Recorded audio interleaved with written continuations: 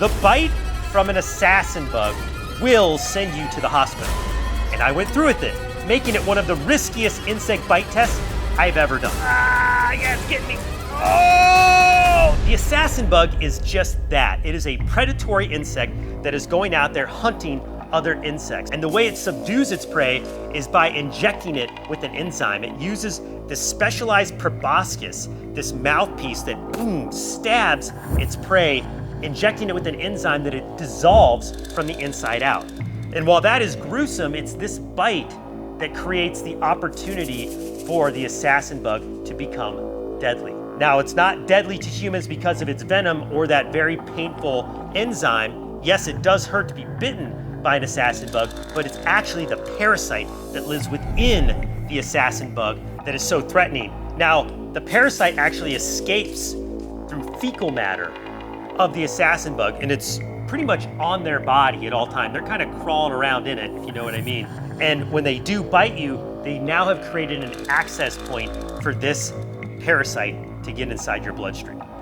Now, this parasite is so bad because it causes the disease known as Chagas. Now, the reason Chagas is so dangerous is because it is a silent killer. It takes a really long time for this disease to manifest and cause complications in a human body.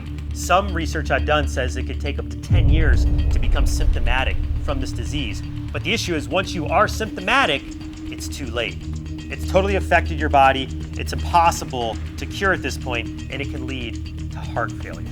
It is very prevalent in Latin and South America. And the reason I know this is, as crazy as it sounds, this assassin bug bite test was not my first encounter with the bite of an assassin bug.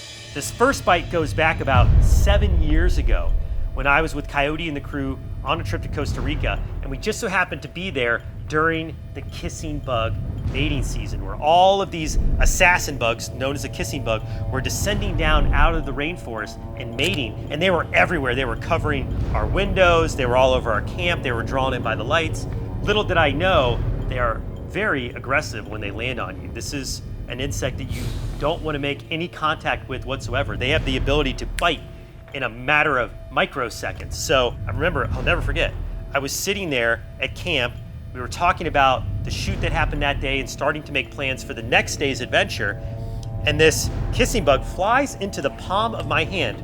I think I was talking something similar to this. One lands here, and instead of flicking it off or trying to brush it off of me, I made the big mistake of trying to blow this insect off of my hand. And as soon as I did that, I agitated that kissing bug, and I'll never forget the instantaneous pain that I felt when I was bitten. It was like someone took a hammer and just whack, just smacked me.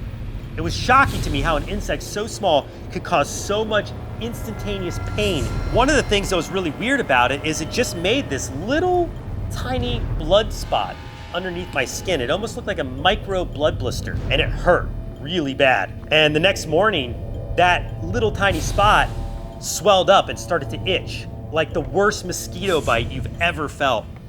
And that's what got me looking into, like, what the heck was I just bitten by? I'm glad that I did too. I'm glad that it actually caused such a weird symptom, because had it not, I probably just would have brushed it off, not thinking any the wiser. But I started to research these kissing bugs, and it was like every site I was going to, red alert. If you're bitten by a kissing bug, you need to seek testing immediately. And I was like, what? Testing?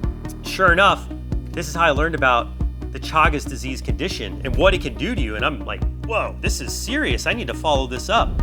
So as soon as we got home from that trip, I go right to the international health clinic that I get all my travel vaccinations from. And they're like, oh yeah, you need to go get tested for Chagas. Unfortunately, it takes about 6 weeks for you to develop any indication in your blood that you've actually got the disease. So I had to wait an excruciating 6 weeks to go in for my first blood test. And because Chagas is so rare in the United States, they actually had to send this test to the CDC, the Center of Disease Control, for them to test it. And that's because the CDC had the only stockpile of antibiotic to treat this infection. They were the ones to do all the testing. So sure enough, I did the first test, and just for good measure, I had to do a second test about 10 weeks later. Luckily, I was cleared and I didn't have Chagas. But this put me on high alert for any other bite tests with an assassin bug. So you go all the way forward to this trip to Borneo where we have this chance to do an experimental bite test with this brightly colored assassin bug. You gotta know, I am super nervous because I know exactly what I'm getting myself into. Not only is this Bornean assassin bug brightly colored, but it is a lot bigger than the kissing bug that I was bitten by in Costa Rica. We did our research. We know that Chagas disease is very rare in East Asia, and medical professionals were guessing that a lot of those people had actually been infected from travel. So it was up for debate whether or not I could actually contract the disease from this bug. But there are other parasites that you can get from an assassin bug. So I knew going into that bite test, I was gonna have to go in for testing once I got home. And that brings us to the moment of truth, testing the bite of the assassin bug. I'm Mark Benz, and I'm about to enter the bite zone with the assassin bug. On 3, 1, 2, 3.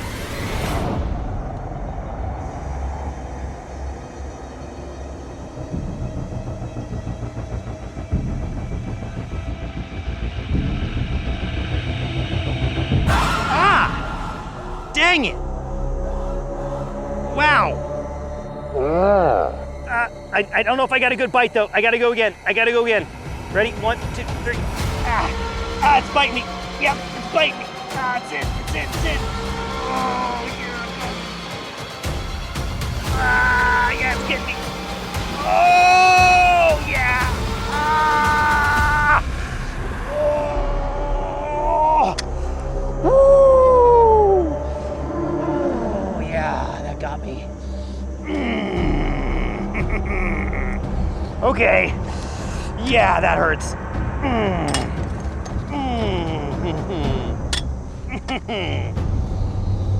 Oh, wow. Wow, that is instant fire. The pain was bad, but the aftermath was unlike anything I've ever put on the Bite Sting Index. When I got home, I had to go to my health clinic and say, hey guys, you're probably not gonna believe me, but I went through with this bite experiment with this crazy looking assassin bug in Borneo, and I need to get tested for parasites. And luckily for me, those blood tests came back negative, no parasites. So the last thing I want to say is this: if you are ever traveling and you encounter an animal that bites you or interacts with you in a suspicious way, you should always do your homework and go for testing if you need it, because you never know. The little bug that landed on your hand that gave you a painful bite might just be super deadly after all.